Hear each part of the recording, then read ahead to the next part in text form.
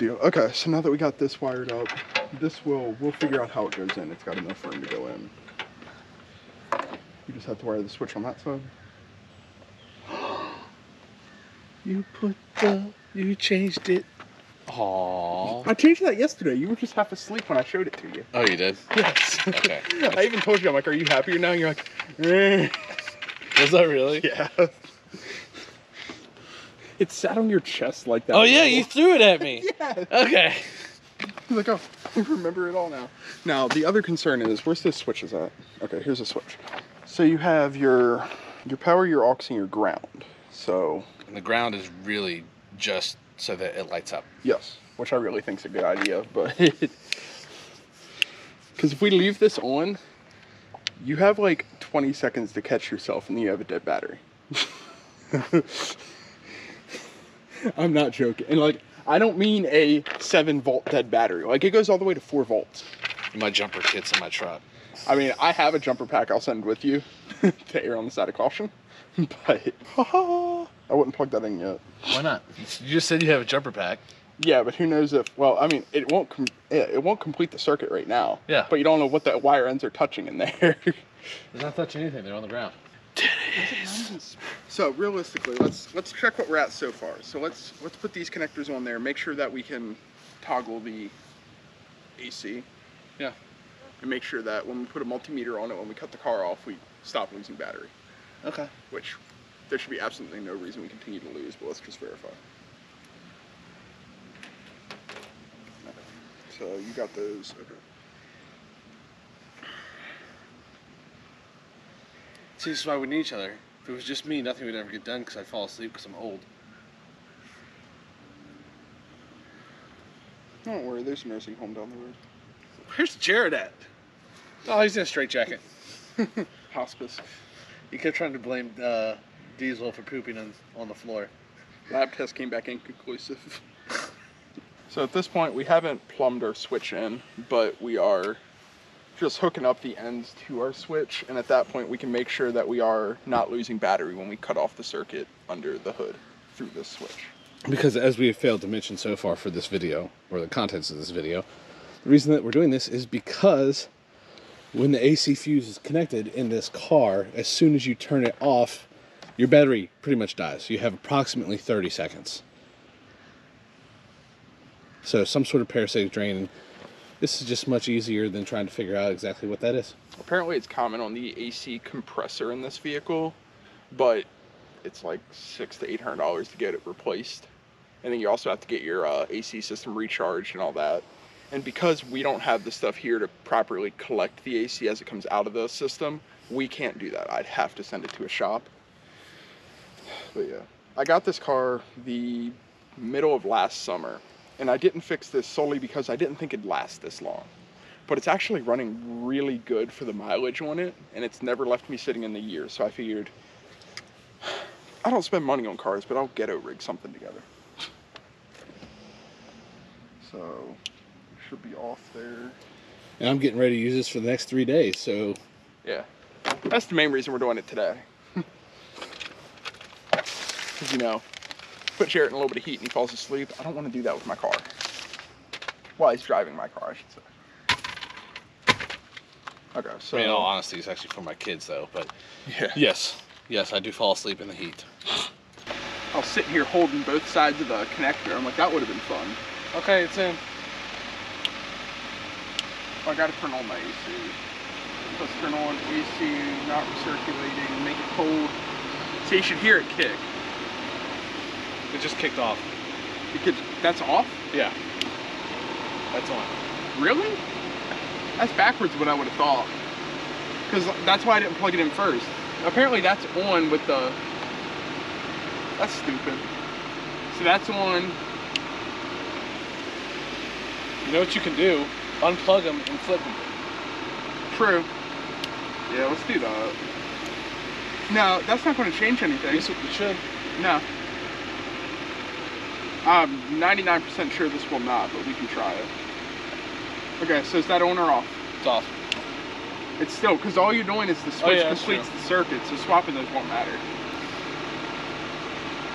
Nothing's burning yet, so we'll let this run for a while. What buds? So we'll let that run. Just to make sure it doesn't catch on fire. Yeah. Because technically the wire we're running, I think it's good, but we can't confirm what amperage it's set to run. So we're just gonna let it run for like half hour, 45 minutes and see if the wires get hot.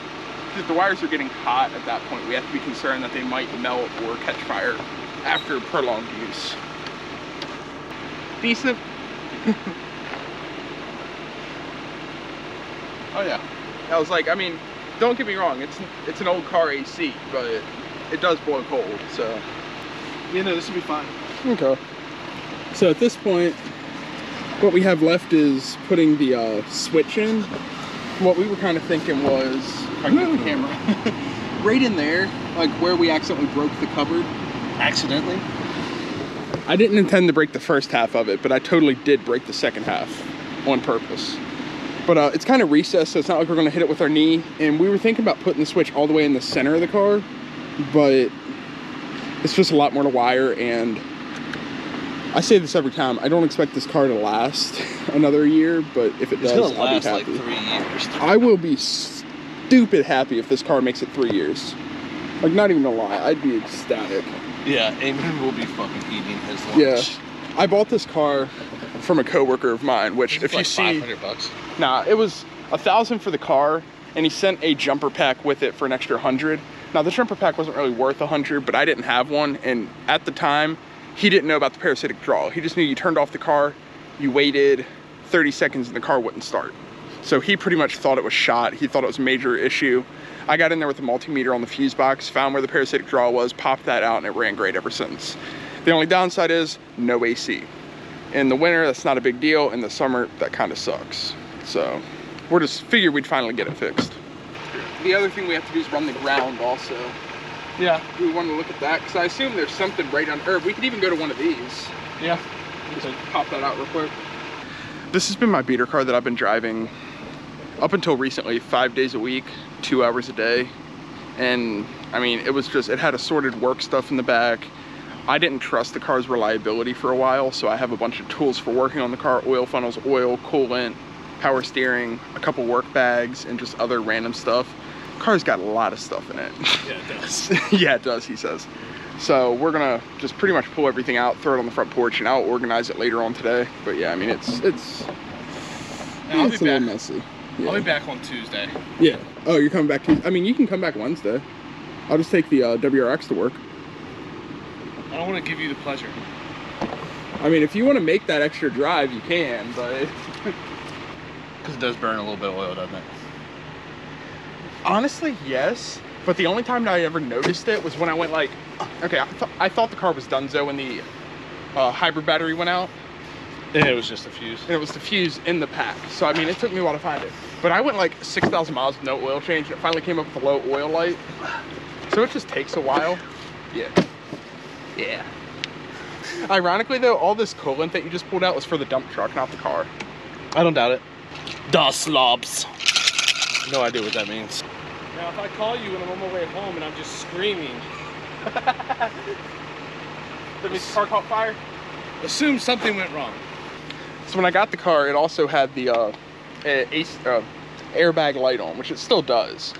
But the previous owner told me he thought it was the driver's side seat buckle. The sensor within this was reading bad for the airbag system. So I went ahead and picked up a new one from a junkyard, replaced it, or float tested it. It didn't work when I plugged it in. So I just put the original back in. And then I got my buddy to look at it, and he said the airbag light wasn't showing any code, so he thinks it's literally just a bad light. And Jarret just threw the very expensive fuel door to the 4Runner. It's not expensive. They actually kind of are. Are you serious? Yeah. Just what we need. For the dump truck. Trash. So we are back with multimeter number 3, and our leads just continually keep getting in worse and worse condition, but we're gonna go with it.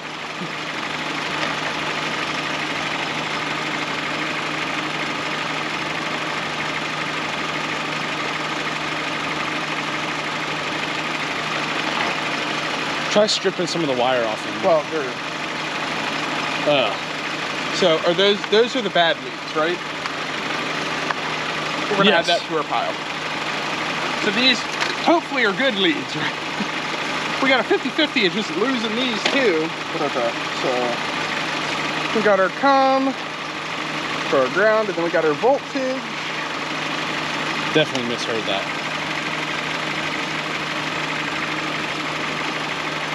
That's better. There we go, yeah. Can I just like tuck this in here?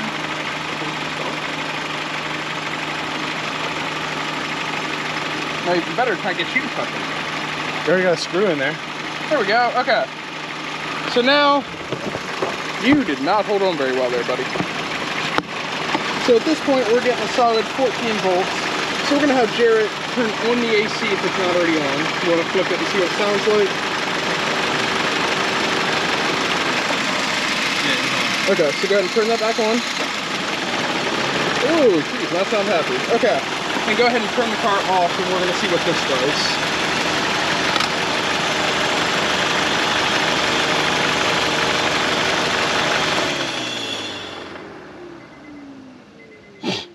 What? Come look. Well, we'll give it a couple minutes and see what it does. It's just slowly falling, but you figure it'll sit at what, like 13? 12.5, 13? Well, I also have it completely on. Oh, the key in it. Yeah, go ahead and take the key out, shut the door, and we'll see what it does from there.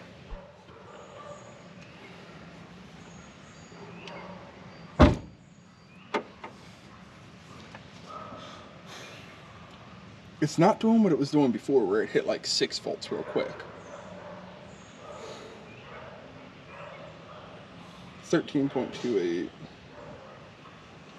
I just told you let it sit a day, it might be dead.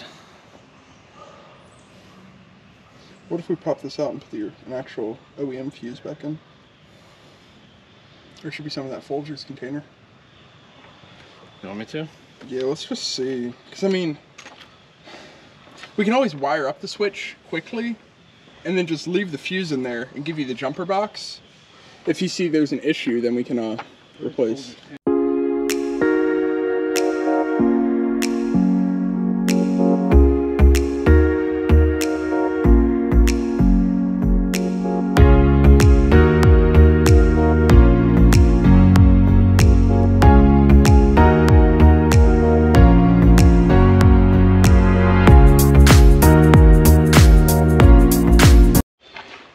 Okay, so in the last little clip when our camera died, we were watching the multimeter and saw that the issue really didn't seem to exist anymore. The issue where the car was dying, I mean, it went down and it was still slowly climbing down, but we got to the point we didn't think it was an issue like it was before. We weren't seeing 6 volts in about 35 seconds, which is what we were seeing before. Well, anywhere between 20 and 35 seconds, and I don't know what the difference was. But regardless, we went ahead and we put the fuse tester is what it's called, and then we hooked in wiring, put a fuse in this, if I can get it open. It's still I'm going to say it's a 20 volt. Yep, it's still a 20 volt like the factory fuse is for the AC. And we made sure that this is the hot side of the wire, this is the ground, or, well, the power comes out of here and then it goes down into this one. So if anything were to get cut on either side of our wire up as it runs through the car, it'll pop this fuse. Versus if this fuse was on the other side, if we had a cut in the wire, it would just keep pumping in there if the fuse was on this side, because it had an uninterrupted loop there and the fuse would just not be seeing power. But we did go ahead and do that. And if we come inside here, we can see that this switch down here is what controls our AC setup at the moment. Down, we have no AC. Up, we do have AC. Now, we never wired in the LED to this, and I'll explain the reason for that in a little bit. Partially laziness and partially an actual reason. But regardless, the idea was leave it powered off. It's like the fuse is out. The car's not going to die. When the car's running, turn it on, and the car is good to go. Now, that being said, let's go ahead and I have it turned off. We'll start the car. Car is in neutral. Whoops, that's brake. So we have our AC. So yes, it's pumping air, but it's not actually cooling the air. It's just essentially pulling what's outside. Now, I don't know if you guys could hear that. Let me do that. Okay, so now we're off. Now I'll turn it on. And you can hear the condenser kicking in, which tells us that our switch is working and our switch is good. Now, the negative side of this is we found out, as you saw in the testing, the AC isn't really the problem, or isn't a problem anymore. So I don't know if it was something in the fuse, because I tried multiple fuses when I was troubleshooting this almost a full year ago, and I just ended up pulling out the AC fuse and saying forget it. But all of a sudden it's not having the issue. Like this car, before I just started it up, sat at this property for over a week, because I've been driving the WRX for the past week to work, and I just had this car sitting at the other property, and I left this switch on so that I could see if it's still having problems, and it's not. So I mean, I don't know. We did all the work, we got it, and I don't know if there's something else going on, or if the car just magically fixed itself, which, I mean, I'll take it, but I don't think that's what happened. But regardless, the switch still is nice, because Jarret and I drove in this car with him in passenger and me in driver's seat going to work for a couple days, just testing everything out, making sure everything was good. And the car can barely get out of its own way with the AC on. And even if I come down here to the actual controls and I shut off the AC, it still could barely get out of its own way. So what we found was, if we cut off this switch, I mean, it takes a couple seconds, but a couple seconds after we flip that switch, the car's got a good bit more up and go.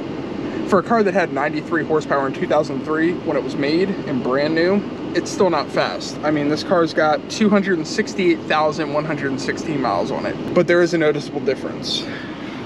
I do have to say, I have the AC on with it just idling right now, and the AC is pretty cold.